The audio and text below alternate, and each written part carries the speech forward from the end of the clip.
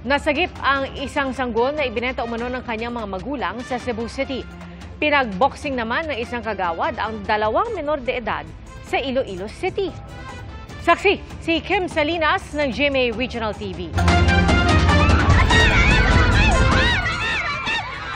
Inabot din ng ilang minuto ang boxing match na yan sa barangay West Habog-Habog sa Molo, Iloilo City.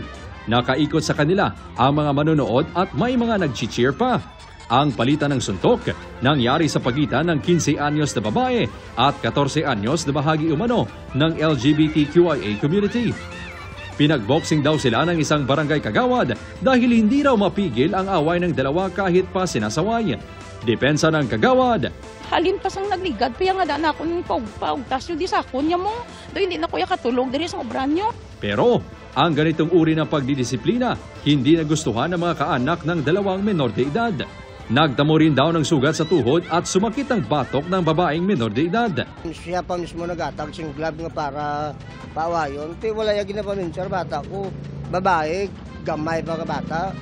Tapos ang kontra lalaki. Nakibot lang ko nga amot ko bala. Bako tama na magaripire dito nga may mga edad-edad naman eh. Siyempre naakig ka man eh. Kapangayo man ko sang pasensya ako nakasalagid man ko.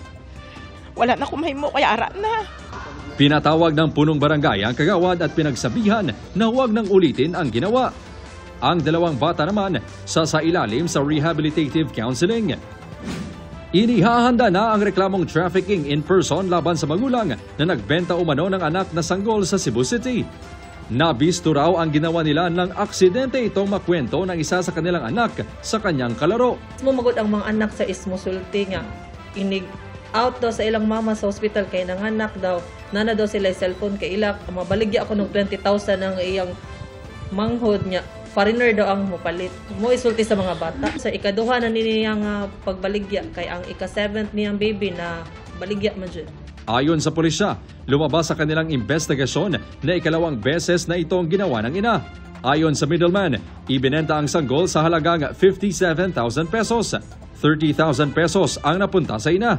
Tinutukoy na ng mga otoridad ang buyer. It's quite an unfortunate and very saddening story indeed.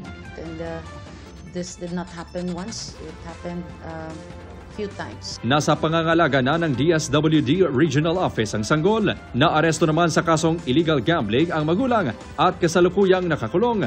Habang ang mga naiwang anak, pansamantalang nasa pangangalaga ng mga kamag-anak sa supervision ng CSWS. Para sa GMA Integrated News, ako si Kim Salinas ng GMA Regional TV, ang inyong saksi.